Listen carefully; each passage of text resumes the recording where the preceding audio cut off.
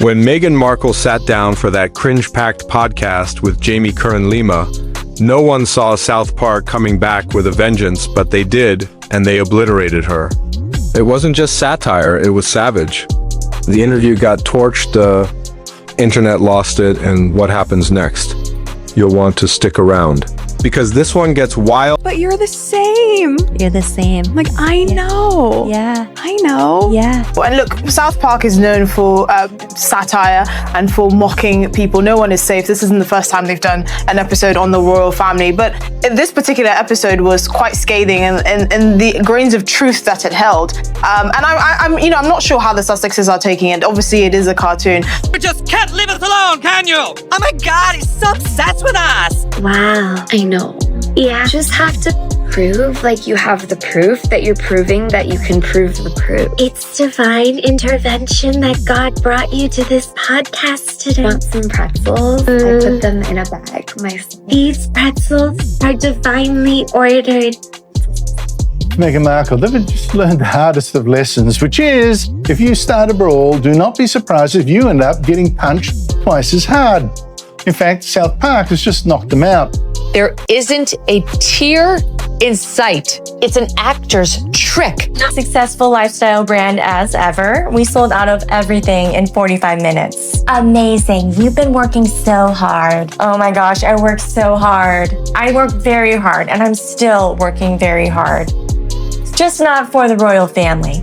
Yet, I still insist on being called Her Royal Highness. Right after Meghan's podcast with Jamie Kern-Lima went viral, South Park struck hard.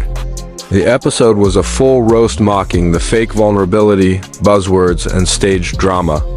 It felt more like theater than truth, and South Park made sure everyone saw it. Social media lit up, calling it the perfect takedown of a self-help seminar, disguised as soul-bearing honesty.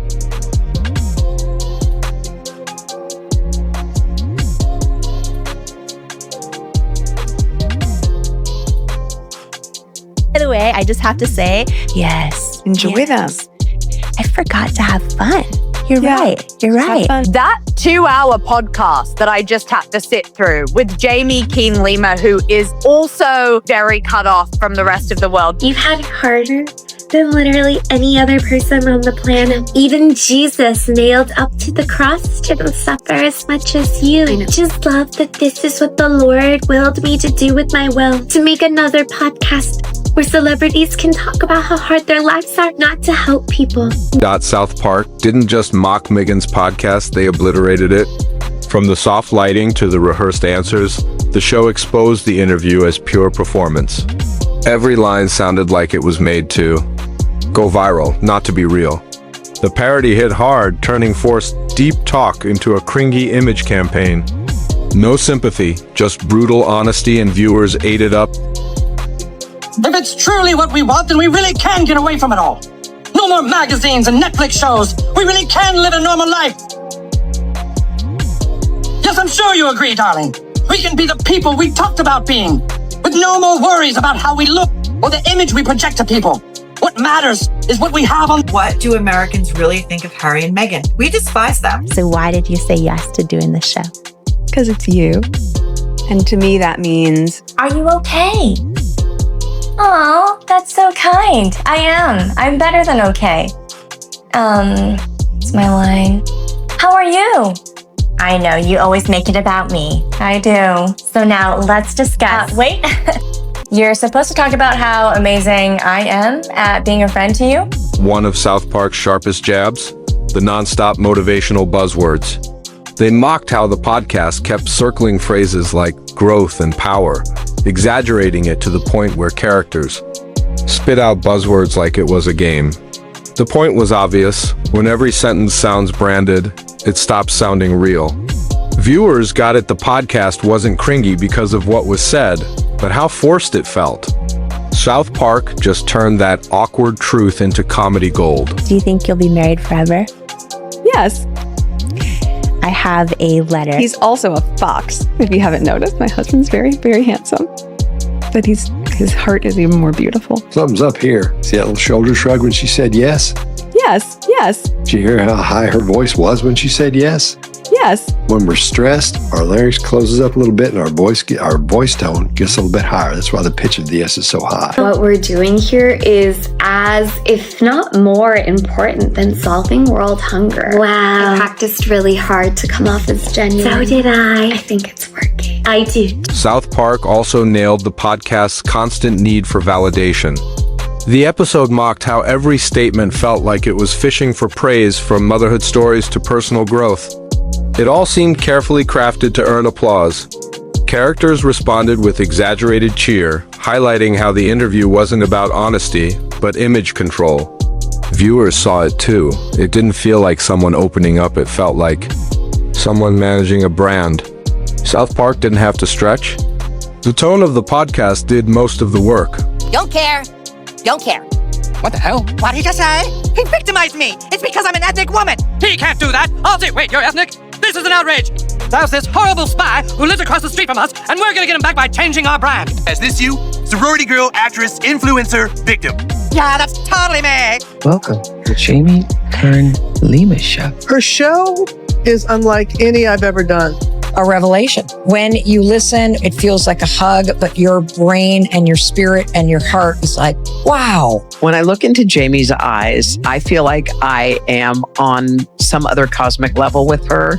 I could see the light around her. She's infused. South Park didn't hold back on Meghan's personal stories either, especially the bit about writing emails to her kids.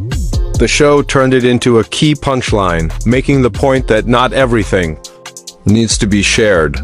By dramatizing simple parenting routines, Meghan came off as performative rather than relatable. Viewers quickly picked up on the awkwardness, saying South Park just reflected what already felt overly polished and oddly public. But before I go to bed almost every night, I email them. Wow. They will end up at one point in their life, maybe when they're 16 or when they're 18, that I say, here's an email that I've been keeping for you. Because that's really what you want when you're 18. 40,000 emails, Maureen, from your mother. These emails are so that when my children are of age, they can come to me and say, oh my God, you loved us so much. It's me. It's divinely ordered how many times we've said I and me. Why did you say yes to this show? And then you're like, do it. I was like, what? You're like, do it. I was like, what? You're like, do it. And then I was scared. South Park mocked the overly serious tone of Meghan's interview by mimicking the slow speech, dramatic pauses, and calm background music. The exaggerated delivery made the original podcast feel even more staged. Viewers quickly agreed, saying the show perfectly exposed how unnatural and rehearsed the interview seemed. The message was clear: when sincerity feels forced, it stops being believable. There isn't a tear in sight. It's an actor's trick. You'll make yourself cry. Oh, I can do that so well. Oh my God, it's crazy. Yes, took them out of the box, put them in some other packets, which seems to be Meghan's idea of cooking. Meghan's makeup-free look was meant to seem authentic, but South Park mocked it as just another calculated move. The show exaggerated this by having characters try makeup-free looks with awkward results, poking fun at how a simple choice was turned into a big statement. The message, trying too hard to appear real, can end up looking staged. When you were saying, like, do you want to just do like cozies and no makeup? I like the idea of like, okay, great, let's let them see us.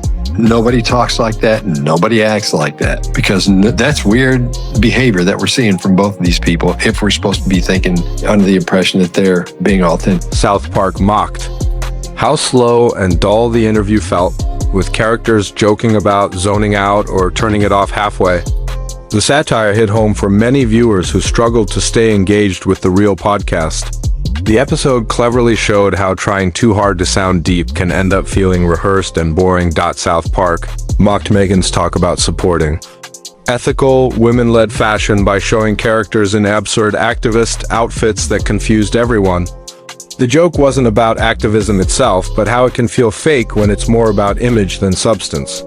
The episode suggested her fashion talk came off more polished than passionate, making the whole thing feel like a performance. Now, there is no doubt about it that Meghan Markle's viral video created a new negative wave of backlash against her that resulted in many other studios actually deciding to put any kind of affiliation with her either to a halt or firing her directly. That's exactly what happened with both Paramount and Close. The episode South Park poked fun at Meghan's overuse of the word yet.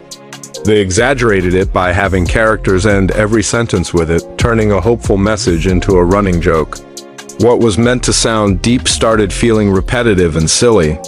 Fans loved how the show turned a small detail into a sharp punchline, proving that even the simplest things can become perfect targets for satire. Says, with the compliments of Her Royal Highness, the Duchess of Sussex. That is a title that was stripped from her when she and Harry made their whole racism debacle and left the UK, left their royal duties, and moved to the US to bug all of us. She's using it in private with her friends. That's even weirder than if they were still trying to milk the titles in public. That is just like all the confirmation that I need that this woman is just obsessed with being a royal, that is all this was all about. That she's angry that she screwed the pooch by claiming racism and basically getting kicked out of the family. She just can't give up the HRH titles that quickly. Like, this is literally